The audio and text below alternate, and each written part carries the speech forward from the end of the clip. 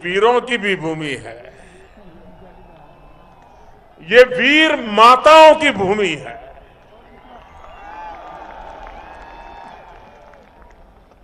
और उस धरती पर इतनी बड़ी संख्या में आप मुझे आशीर्वाद देने के लिए आए, मैं आपको नमन करता हूं।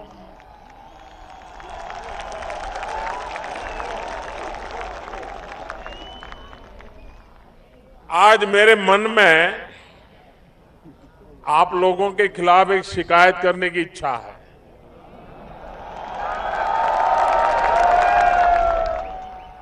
करूं क्या? फिर बुरा मान जाओगे तो? बिल्कुल नहीं मानोगे? नहीं, फिर भी मान जाओगे। पक्का? एकदम पक्का? बिल्कुल बुरा नहीं मानोगे?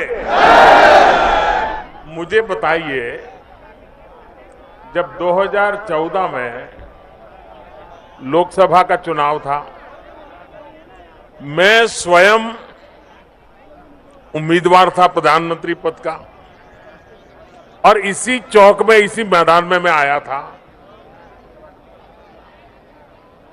और उस समय आधा मैदान भी भरा नहीं था। आज क्या कारण है?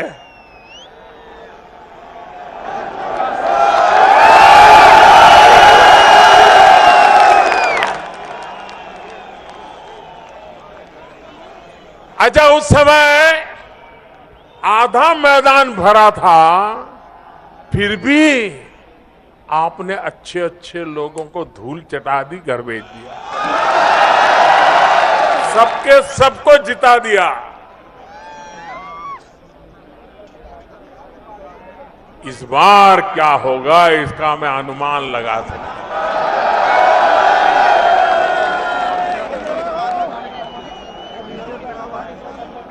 ये जन सैलाब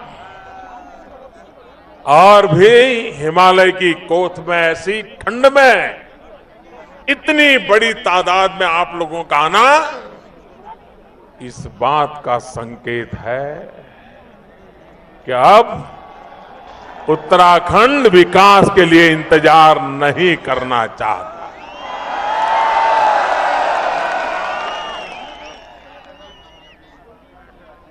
भाइयों बहनों,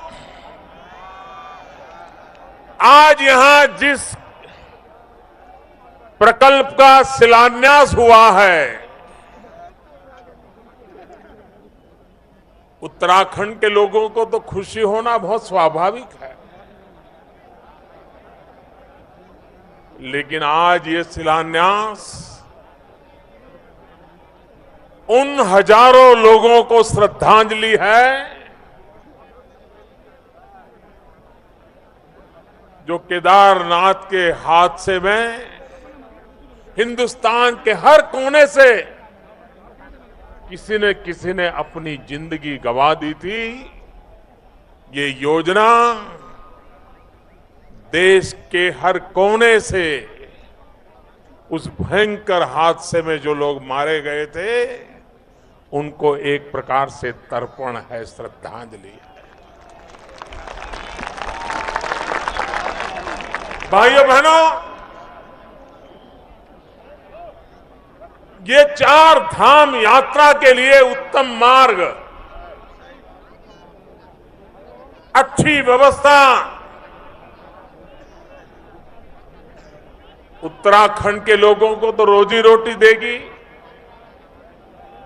उत्तराखंड के विकास के लिए चारों दिशाओं में नए अवसर प्रदान करेगी, लेकिन ये शिलान्यास हर हिंदुस्तानी के मन को वो संतोष देने वाला अवसर है जिसके हृदय में कभी न कभी मां गंगा के तट पे आना है, हरिद्वार ऋषिकेश जाना है, बद्रीनाथ, केदारनाथ, गंगोत्री, यमुनोत्री की यात्रा करने का जिसका सपना है, बूढ़े मां बाप को लेकर के आना चाहता है, आप कल्पना कर सकते हो आज का ये प्रकल्प उन वृद्ध मां बाप जो आने वाले दिनों में जब यात्रा के लिए आएंगे और सड़क बिना अवरोध ले जाती होगी, कितने आशीर्वाद हिंदुस्तान भर से मिलने वाले हैं, इसका आप अंदाज लगा सकते हो।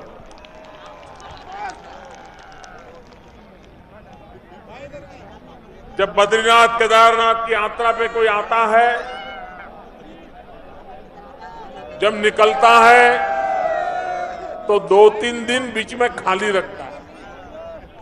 उसको वो टूर के ऑर्गेनाइजर के बताया था कि देखो भाई, वापिस आने का टाइम टेबल पक्का नहीं रहेगा। क्यों?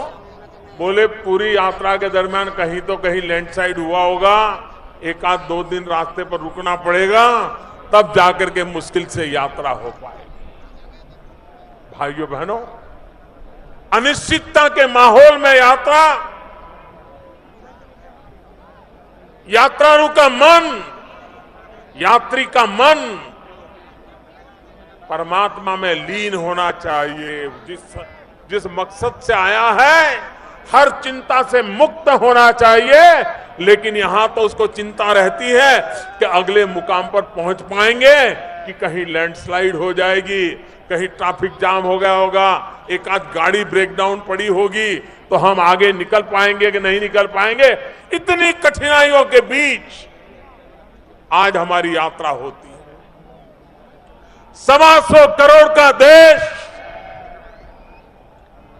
हर व्यक्ति के मन में अपने मां बाप को कभी न कभी बद्रीनाथ, केदारनाथ, गंगोत्री, यमुनोत्री के दर्शन कराने की इच्छा हो।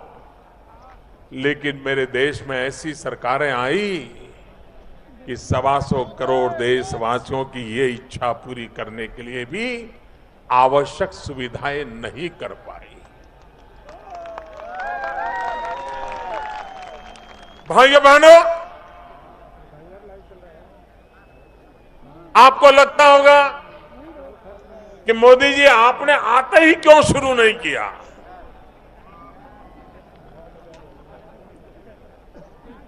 अगर मेरे लिए पॉलिटिकल कार्यक्रम होता,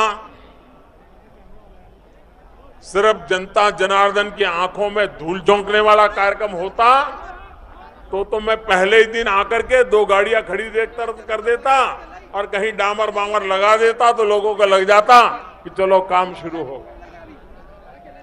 ऐसा तो हर सरकारों ने किया है, हर मुख्यमंत्रियों ने किया है, अभी तो शायद कहते रोज कर रहे हैं।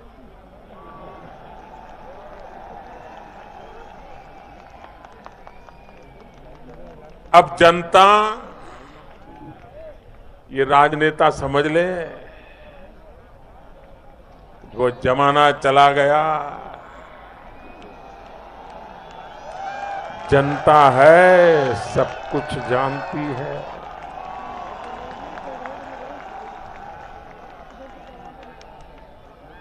बिना बजट को पत्थर गाड़ते जाओगे तो क्या योजनाएं बनेगी क्या? हंसते हुए चेहरे टीवी पे दिखा दोगे तो क्या गाड़ी चल जाएगी क्या? भाइयों बहनों, जल्दबाजी में करने वाली योजनाओं से राजनीति तो चल सकती है, लेकिन समाज नीति नहीं चल सकती, समाज का भला नहीं होता। और इसलिए हमारे नितिन जी केंद्र में मेरे मंत्रिपरिषद के साथी कल्पकता के धनी हैं। दुनिया भर में जो अच्छा है उसको खोजने के लिए लगे रहते हैं। किसी से भी दूर दूर से पता चले कि उसके पास ये जानकारी है तो सबसे पहले उसको समय देकर के उसको सुनना, समझना और अच्छे से अच्छा कैसे हो उत्तम से उत्तम कैसे बने, हर पल नितिन जी ऐसा सोचने वाले मेरे साथी हैं। और इसलिए उन्होंने, क्योंकि सरकार बनी उस दिन से मैंने उनको एक काम दिया था, लेकिन उन्होंने दुनिया भर में ऐसे कच्चे पहाड़ के बीच से कैसे रास्ते निकाले जाएं और रास्ता ऐसा बने कि आने वाले 100 साल तक कभी किसी कठिनाइयों से गुजरना न पड़े, इस फिराक में लगे रहे। और आज दुनिया भर की कंसल्टिंग एजेंसियों की मदद से ऐसी एक उत्तम रचना की गई है, जिस उत्तम रचना के द्वारा मैं विश्वास दिलाता हूं देशवासियों को कि आप अब जब भी बद्रीनाथ, केदारनाथ, गंगोत्री, यमुनोत्री यात्रा पर आएंगे,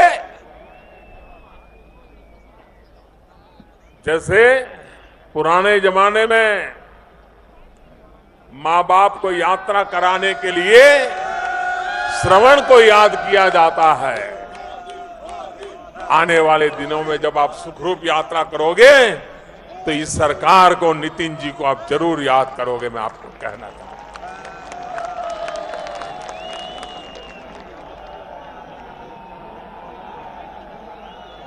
और जब सड़क बनती है तो सिर्फ गाड़ियां दौड़ती ऐसी नहीं है, ये 12,000 करोड़ रुपया लगेगा। इसमें जो सीमेंट लगता है, टार लगता है, पत्थर लगते हैं, उससे ज्यादा उसमें पसीना लगता है। और वो पसीना मेरे उत्तराखंड के नौजवानों को रोजगार देने वाला होगा। कितने लोगों को रोजगार मिलेगा आप कल्पना कर सकते हो? 12,000 करोड़ रुपया जब खर्च होगा तब उस रोड के काम में लगे हुए कितने नौजवानों के घरों में करोड़ों करोड़ रुपया अपने पसीने की कमाई का जाएगा, इसका आप अंदाज लगा सकते हो। ट्रांसपोर्ट वालों को पैसा मिलेगा, खुदाई करने वालों को मिलेगा, सामान ढोने वालों को मिलेगा, गरीब से गरीब व्यक्ति को इतना बड़ा रोजगार की संभावना इसके साथ है। पूरी इकोनॉमी बदल जाएगी। और भाइयों बहनों, हमारे उत्तराखंड की आय का सबसे बड़ा साधन यात्री है। हमारी यात्रा आय का सबसे बड़ा साधन टूरिज्म है। अगर व्यवस्थाएं ठीक हो, सुविधाएं उपयुक्त हो, जितनी जरूरत हो उतनी सुविधाएं उपलब्ध हो, तो भाइयों बहनों, हिंदुस्तान का कौन परिवार होगा जो 5 दिन 7 दिन यहां आकर के रहने की इच्छा न करता हो? कितनी बड़ी इनकम, कितनी बड़ी इकोनॉमी बदल जाएगी। भाइयों बहनों, जब मैं 2014 में इसी मैदान में आया था तब मैंने एक बात कही थी आपको, आप शायद भूल गए होंगे, लेकिन मैं भूलने के लिए बातें करता नहीं हूं। मैंने आपको कहा था कि पहाड़ों की जिंदगी में ऐसा कहा जाता है कि पहाड़ का पानी और पहाड़ की जवानी पहाड़ को कभी काम नहीं आती। भाइयों बहनों, मैंने इस कहावत को बदलना ठान लिया है। ये पहाड़ का पानी भी पहाड़ को काम आएगा, ये पहाड़ की जवानी भी पहाड़ को काम आएगी। ऐसा उत्तराखंड बनाएंगे, ऐसा उत्तराखंड बनाएंगे कि यहाँ के जवानों को ये हिमालय छोड़ करके शहरों की गंदी गालियों में जिंदगी गुजारने के लिए मजबूर न होना पड़े। ऐसा उत्तराखंड बनाने का सपना लेकर के चल रहे हैं। हम विकास की नई ऊंचाइयों पर जाना चाहते हैं। भाइयों बहनों, हमारे देश में आजादी के इतने साल हुए, 18,000 गांव ऐसे निकले। जब मैंने प्रधानमंत्री पद का दायित्व लिया, सब डिपार्टमेंट से पूछ रहा था, बताओ भाई क्या काम चल रहा है, कैसे चल रहा है, कहां पहुंचे हैं, क्या हो रहा है। जब मुझे बताया गया कि साहब आजादी के 70 साल हुए, 18,000 गांव आज भी 18वीं शताब्दी में गुजारा कर रहे हैं।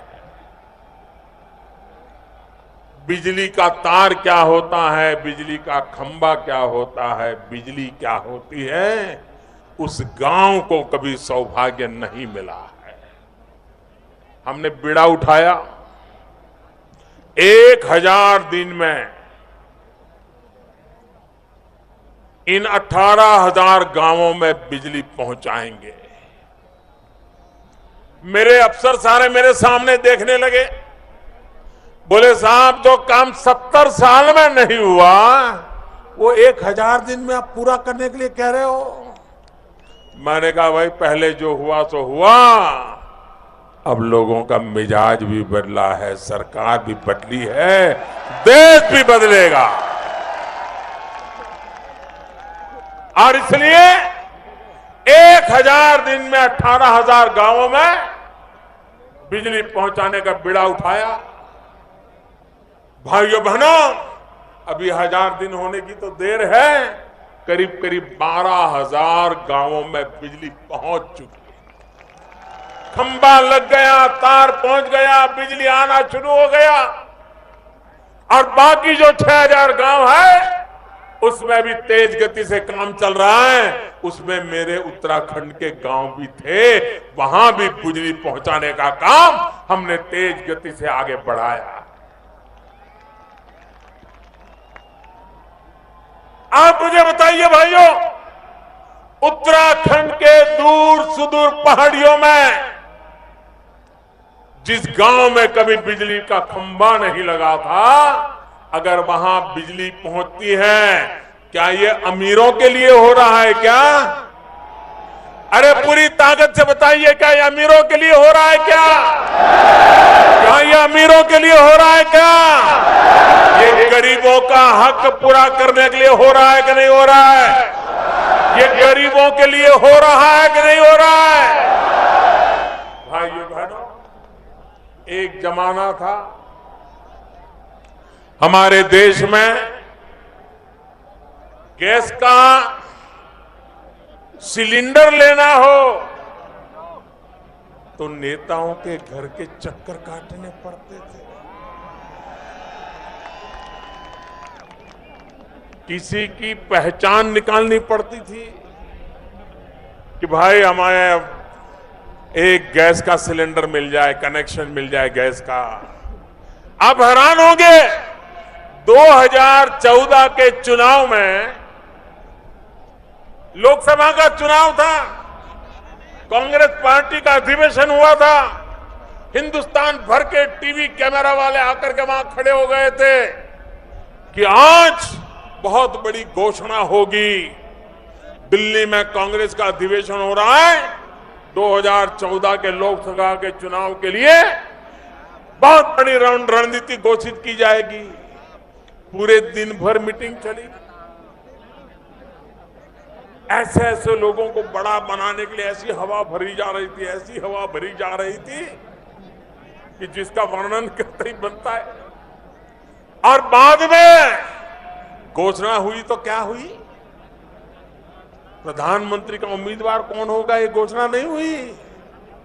उतने बड़े अधिवेशन में घोषणा ये हुई कि अगर हमारी सरकार बनेगी, ये कांग्रेस की घोषणा की बात कर रहा हूं, अगर हमारी सरकार बनेगी तो अभी जो एक साल में 9 सिलेंडर मिलते हैं, हम 12 सिलेंडर दे देंगे। आप बताइए, 9 सिलेंडर के 12 सिलेंडर लेने के लिए उनकी सरकार बनाने के लिए देश की जनता को आह्वान किया गया था। भाइयों बहनों, जिस देश में गैस के सिलेंडर 9 हो या 12 हो, इसकी चर्चा चलती हो, और जैसे ही हमारी सरकार आती है, हम फैसला करते हैं कि इस देश के गरीबी की रेखा के नीचे जीने वाले 5 करोड़ परिवारों को 3 साल के भीतर भीतर गैस के सिलेंडर का कनेक्शन दे देंगे। आप कल्पना कर सकते हैं सरकार कैसे निर्णय कर सकती है। कहां 9 से 12 और कहां 5 करोड़ गरीब परिवारों में गैस का चूल्हा। भाइयों बहनों, और विशेष रूप से इतनी बड़ी मात्रा में माताएं बहनें में यहां आई हैं, तो मैं उनसे कहना चाहूंगा, हमें मालूम है पहाड़ों की जिंदगी। मेरा सौभाग्य रहा है उत्तराखंड में मुझे कार्यकर्ता के नाते कई वर्षों तक कार्य करने का मौका मिला है। यहां के हर गली मोहल्ले से मैं परिचित हूं, यहां की जिंदगी से परिचित हूं, यहां के सुख दुख से परिचित हूं। यहां के अनेक लोगों के बीच में कंधे से कंधे पर हाथ मिला करके जमीन पर बैठ करके काम करने का मुझे सौभाग्य मिला है। इस देवभूमि के आशीर्वाद पा करके मैं पला बड़ा हूं, और इसलिए मैंने देखा है माताएं बहनें जंगलों में जाना, लकड़ियां ढूंढ करके लाना, लकड़ी गीली न हो इसकी चिंता करना। और जब एक मां, गरीब मां खाना पकाती है लकड़ी के चूल्हे से, एक दिन में उस गरीब मां के शरीर में खाना पकाती है, उसके कारण लकड़ी के चूल्हे के जलते हुए जो धुआं निकलता है, एक दिन में गरीब मां के शरीर में 400 सिगरेट जितना धुआं उसके शरीर में जाता है। 400 सिगरेट का धुआं जिस मां के शरीर में रोजाना जाता होगा, वो मां की तबीयत का हाल क्या होता होगा, उस मां के बच्चों का क्या हाल होता होगा। क्या मेरी इन माताओं को बचाना चाहिए कि नहीं बचाना चाहिए? इन मां बहनों के सुख शरीर स्वास्थ्य की चिंता करनी चाहिए कि नहीं करनी चाहिए? इन मां बहनों को धुएं से मुक्ति दिलानी चाहिए कि नहीं दिलानी चाहिए? भाइयों बहनों, हमने बीड़ा उठाया और अब तक लाखों परिवारों में गैस का चूल्हा पहुंच गया है, गैस का सिलेंडर पहुंच गया है। उन मां बहनों को धुएं से मुक्ति मिल चुकी है। उत्तराखंड में भी ऐसे हजारों परिवार हैं जहां हमने कोई पहचान के बिना गैस का सिलेंडर पहुंचा दिया है। आप मुझे बताइए भाइयों बहनों, एक आवाज से बताइए, पूरी ताकत से बताइए, एक गरीब मां को धुएं से मुक्त कराना क्या ये अमीरों का काम है? ये अमीरों के लिए योजना है? ये अमीरों का भला करने के लिए काम कर रहे हैं? आप मुझे बताइए, ये गरीबों के कल्याण का काम है कि नहीं है? ये गरीबों के कल्याण का काम है कि नहीं है? ये गरीबों का भला करने का काम है कि नहीं है? ये गरीबों की जिंदगी बदलने का काम है कि नहीं है? भाइयों बहनों,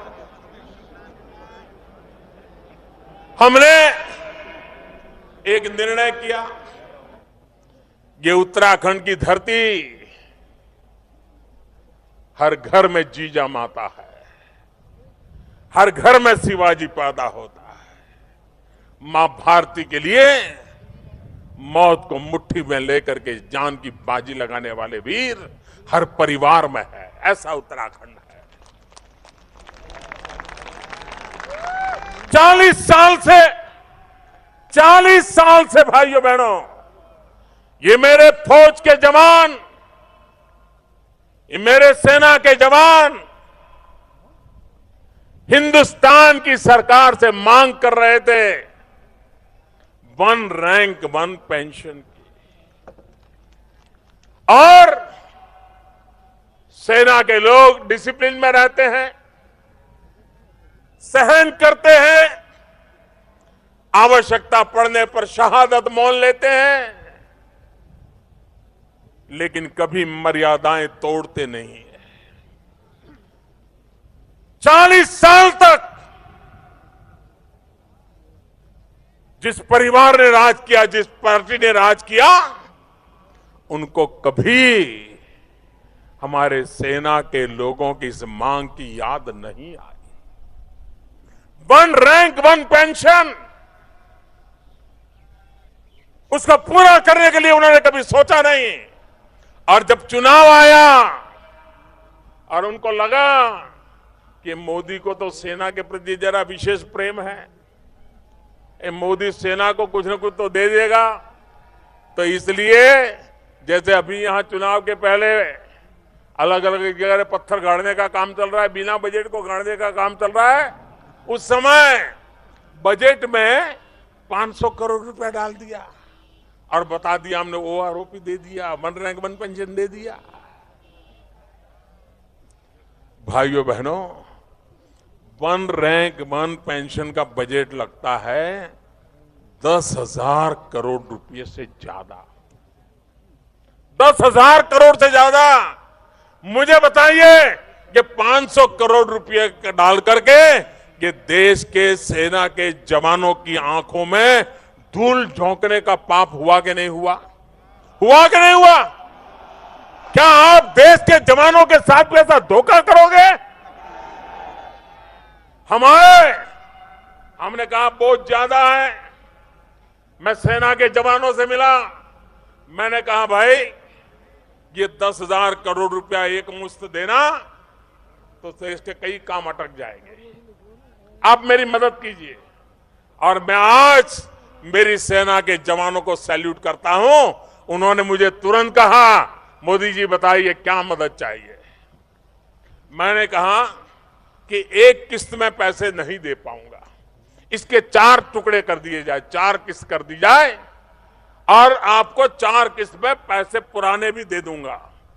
मैंने कहा 40 साल से अटका हुआ एक मामला, मुझे इसको पूरा करना है, क्योंकि मैं सेना के जवानों का जी जान से सम्मान करने वाला इंसान हूं, इनका गौरव करने वाला इंसान हूं, मुझे उनके लिए कुछ करना है। आज मैं उन सेना के जवानों को सलाम करता हूं कि सरकार की कठिनाई को समझा और भाइयों बहनों 1 रैंक 1 पेंशन का निर्णय हो गया।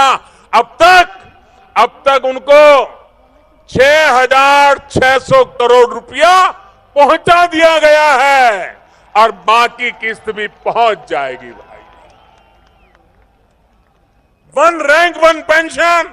और उत्तराखंड में तो शायद ही कोई गांव ऐसा होगा जहां 50-100 लोग ऐसे नहीं होंगे जिनको आज भी सेना से पेंशन ना आता हो। मुझे बताइए भाइयों बहनों, इतनी बड़ी मात्रा में धन जब पेंशनरों के घर में आया, गांव में आया, तो उत्तराखंड की इकोनॉमी बढ़ी कि ना बढ़ी? उत्तराखंड की इकोनॉमी को फायदा हुआ कि नहीं हुआ? भाइयों बहनों, हमारा मकसद एक ही है, विकास करना। लेकिन आप जानते हो 2014 में मैं चुनाव लड़ा, आपने हमें वोट दिया, देश ने भरपूर समर्थन दिया। 30 साल के बाद पहली बार दिल्ली में पूर्ण बहुमत वाली सरकार बनी। आप मुझे बताइए, आपने मुझे प्रधानमंत्री रिबन काटने के लिए बनाया है क्या? दिए जलाने के लिए बनाया है क्या? छोटे मोटे उद्घाटन करते रहने के लिए बनाया है क्या? कुछ कर दिखाने के लिए बनाया कि नहीं बनाया? मुझे कुछ कर दे के रहना चाहिए कि नहीं रहना चाहिए? आपने मुझे काम दिया है चौकीदार का। चौकीदार का काम दिया है। अब मैं चौकीदारी कर रहा हूं तो कुछ लोग परेशान हैं, उनको तकलीफ हो रही है, उनको लग रहा है ऐसा कैसा चौकीदार आ गया, चोरों के सरदारों पर ही पहले वार कर रहा है।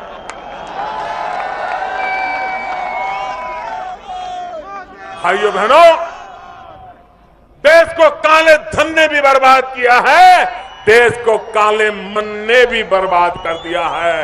काला मन भी जाना चाहिए, काला धन भी जाना चाहिए। आप मुझे बताइए भाइयों, भ्रष्टाचार के खिलाफ लड़ाई लड़नी चाहिए कि नहीं लड़नी चाहिए? पूरी ताकत से बताइए, भ्रष्टाचार के खिलाफ लड़ाई लड़नी चाहिए कि नहीं लड़नी चाहिए? भ्रष्टाचार को खत्म करना चाहिए कि नहीं करना चाहिए? अरे जी जान से लड़ना चाहिए कि नहीं लड़ना चाहिए? भाइयों बहनों, मैंने ये लड़ाई को छेड़ लिया। आपका आशीर्वाद है? दोनों हाथ ऊपर करके बताइए, आपका आशीर्वाद है? पूरी ताकत से बताइए, आपका आशीर्वाद है? मैं देवभूमि का आभारी हूं भाइयों बहनों।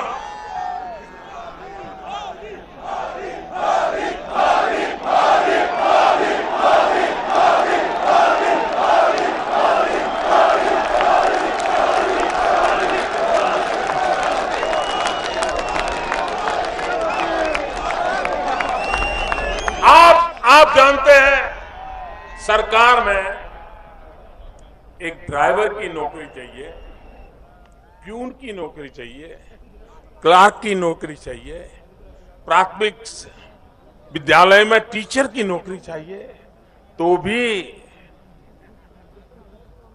सबसे पहले कोई पूछता है, यार तेरे मार्क्स तो बहुत अच्छे आ गए, लेकिन कोई जान पहचान नहीं होगी तो तेरा मेल नहीं बैठेगा। तुम कुछ भी कर लो यार, तुम कितना ही पढ़ाई कर लो, यहां तो वो गांधी जी चाहिए, गांधी जी। ग्रीन कलर की नोट पे गांधी जी की छवि होगी तब तेरा काम बनेगा कुछ। ये चल रहा था कि नहीं चल रहा था? हर चीज का दाम चलता था कि नहीं चलता था? भाइयों बहनों, मैंने भारत सरकार में निर्णय कर लिया। मुझे बताइए, ये इंटरव्यू थे क्या चीज? जब वो एग्जाम देकर के मार्क ले आया है तो तुम 30 सेकंड में क्या इंटरव्यू करते हो भाई? इंटरव्यू लेने वाला बैठता है, वो आता है, अच्छा चलो आगे निकलो, आगे निकलो, हो गया क्या इंटरव्यू? यही चलता था। और फिर जो पैसे देता था उसको नौकरी दे दी जाती थी। मेरे प्यारे भाइयों बहनों, मेरी भ्रष्टाचार के खिलाफ लड़ाई उसमें है। हमने फैसला कर लिया, सरकार, भारत सरकार में वर्ग 3 और वर्ग 4 में अब इंटरव्यू नहीं किया जाएगा, भ्रष्टाचार खत्म किया जाएगा। मेरिट के आधार पर जिसका भी मेरिट होगा उसको नौकरी अपने आप मिल जाएगी, कोई जान पहचान की जरूरत नहीं होगी। हमने राज्यों को भी कहा कि हमने किया है, तुम भी तो करो, लेकिन वो नहीं चाहते, उनको तकलीफ हो रही है। कोई बात नहीं, अब थोड़े दिन है।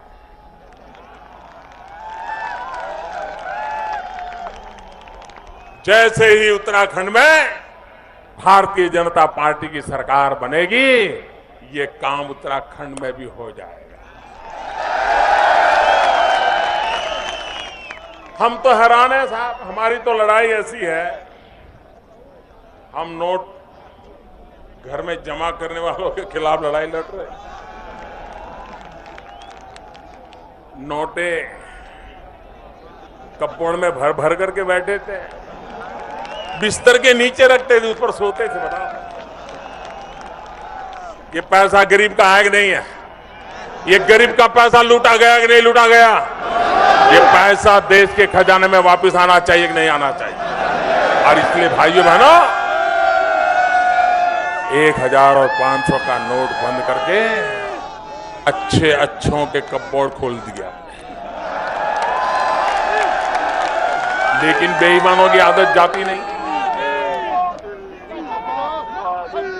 उनके ब्लड में ही बेईमानी घुस गई है। तो उन्होंने क्या सोचा, अच्छा मोदी ने 1000 और 500 की नोटें बंद कर दी, अब मोदी को हम दिखाते हैं। पिछले रास्ते से नोट बदलने में लग गए। उनको लगता था मोदी को दिखता नहीं है, लेकिन भाइयों बहनों, उन बेईमानों को पता नहीं था कि हमें पूरी जानकारी है कि बेईमान क्या करेंगे, और आज रोज पकड़े जा रहे हैं कि नहीं पकड़े जा रहे हैं। नोटों के ढेर, सोने के ढेर आ रहे हैं कि नहीं आ रहे हैं। सबका पसीना छूट रहा है।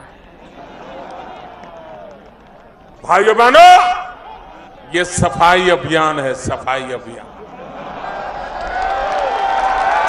और देशवासियों ने मुझे मदद की है, इसलिए मैं लड़ाई लड़ पा रहा हूं भाई। अगर देश की गरीब जनता का मुझे साथ ना होता तो ये लोग पता नहीं मेरा क्या क्या कर देते।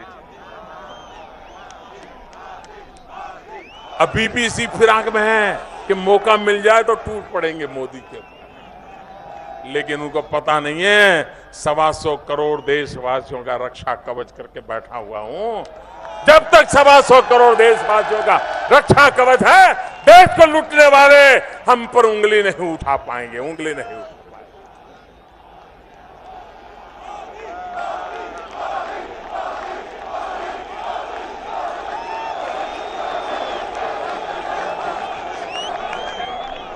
भाइयों बहनों, इंसान पैसे खाता है, ये तो हमने सुना था। इंसान पैसे मार लेता है, वो भी सुना था। लेकिन उत्तराखंड में तो स्कूटर भी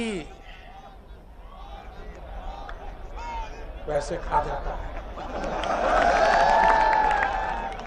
हमने अखबार में पढ़ा था कि जिस स्कूटर में 5 लीटर की टंकी होती है, वो 35 लीटर पेट्रोल खाता है। बताइए चोरों को कहां कहां पकड़ेंगे भाई, कहां कहां पकड़ेंगे।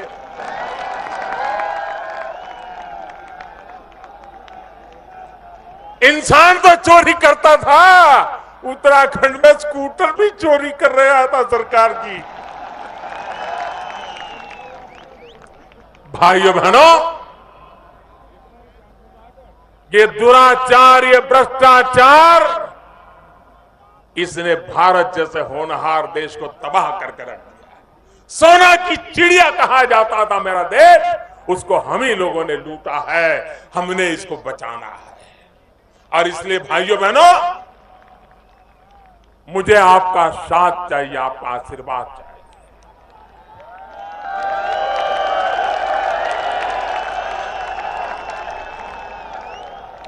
और मैंने आपको कहा था, मैं ये जानता हूं आपको काफी तकलीफ हुई है, तकलीफ कम नहीं हुई है, बहुत तकलीफ हुई।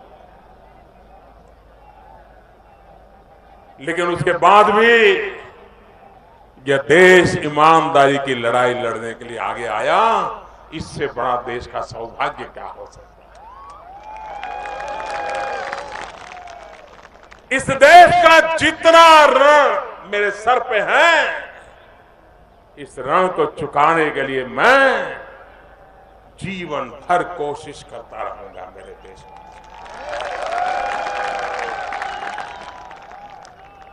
क्योंकि अगर देश को आगे बढ़ना है तो लूट खसोट बंद होनी चाहिए भाई, ये बेईमानी बंद होनी चाहिए। ये भ्रष्टाचार, ये काला धन, ये जाली नोट, आतंकवाद, ड्रग माफिया, ये जाली नोट का खेल खेलते थे।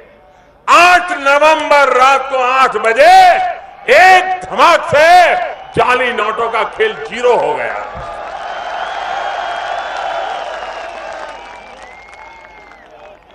आतंकवाद, drug mafia, human trafficking, underworld, उनकी सारी दुनिया पल भर में तबाह करके रख दी भाई। और ये सारे फैसले देश के हित के लिए किए हैं। देश का उज्जवल भविष्य बनाने के लिए किए हैं।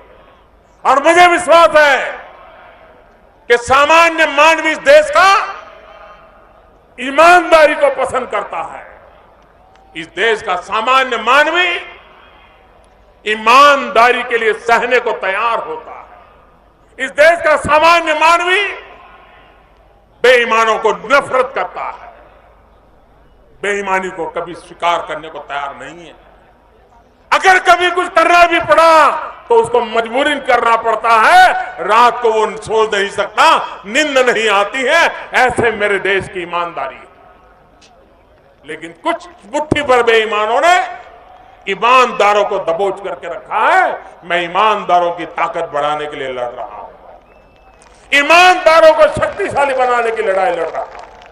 और इसके लिए मुझे उत्तराखंड की देवभूमि से, उत्तराखंड की वीर भूमि से, उत्तराखंड की वीर माताओं से मुझे आशीर्वाद चाहिए भाइयों बहनों, जिन आशीर्वाद को लेकर के हम ये लंबी लड़ाई को जीतेंगे। भाइयों बहनों, अब कुछ ही दिनों में 2017 आएगा। अटल बिहारी वाजपेयी जी ने हमें उत्तराखंड दिया। हम वाजपेयी जी के जितना आभार व्यक्त करें उतना कम है। लेकिन भाइयों बहनों, उत्तम उत्तराखंड बनाना जिम्मेवारी हमारी है। और मेरे भाइयों बहनों, ये उत्तराखंड ऐसे गड्ढे में पड़ा हुआ, ऐसी खाई में पड़ा हुआ है, ऐसा तबाह करके रखा हुआ है। इसको बाहर निकालने के लिए 5-50 लोग धक्के मारेंगे तो बाहर निकलेगा, ऐसा नहीं है जी। इतना बर्बाद करके रखा है। ट्रैक्टर लगा दोगे तो भी नहीं होगा जी। इस उत्तराखंड को इन मुसीबतों से बाहर निकालना है तो डबल इंजन की जरूरत है, डबल इंजन की। एक इंजन दिल्ली का और दूसरा इंजन देहरादून का। अब दिल्ली में तो आपने इंजन बना दिया है, देहरादून में आप बीजेपी का इंजन लगा दीजिए। आप देखिए, देखते ही देखते दोनों इंजन लग जाएंगे। दिल्ली वाला, देहरादून वाला, दोनों इंजन लग जाएंगे। उत्तराखंड को तेज गति से आगे बढ़ेगा, ये मैं आपको विश्वास दिलाने आया हूं। मैं फिर एक बार यहां के सभी महानुभावों का इतने बड़े विशाल समारोह के लिए आप सबका भी हृदय से अभिनंदन करता हूं। दोनों